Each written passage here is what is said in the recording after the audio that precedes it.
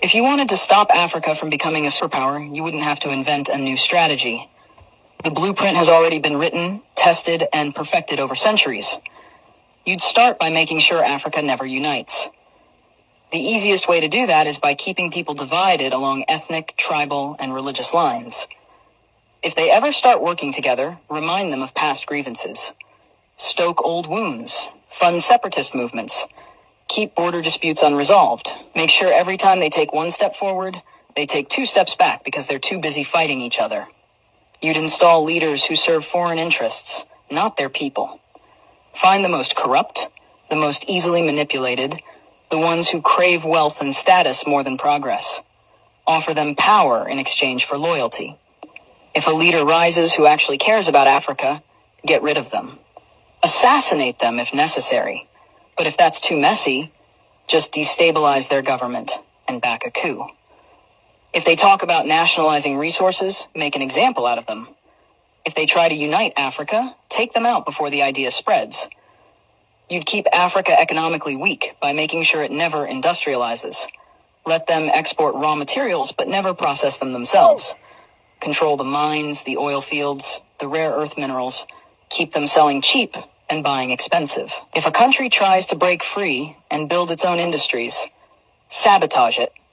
Place sanctions, destabilize its currency, fund local opposition, crash its economy. If that doesn't work, orchestrate a civil war. People can't build when they're too busy trying to survive. You'd make sure their education system produces workers, not innovators. Teach them history that glorifies their oppressors.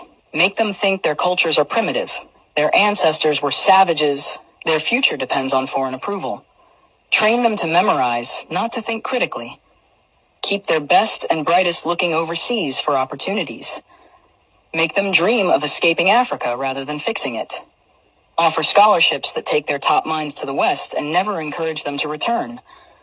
Let the continent keep training doctors and engineers only for them to go enrich other nations. You'd control their narratives.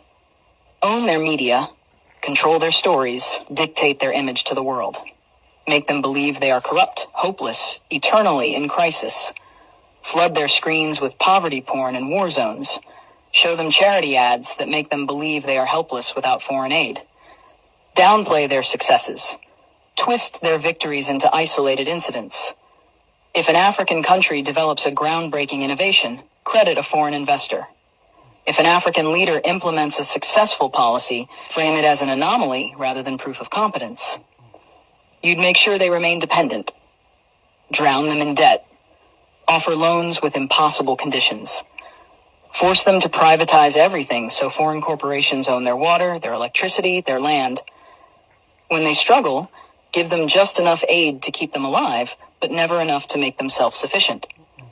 Use charities to create a culture of reliance rather than resilience. Make them think foreign intervention is necessary, that they can't solve their own problems, that they always need help from the outside.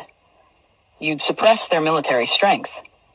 Keep their armies weak, their defense industries non-existent. Sell them weapons to fight each other, but never let them develop high-tech military technology.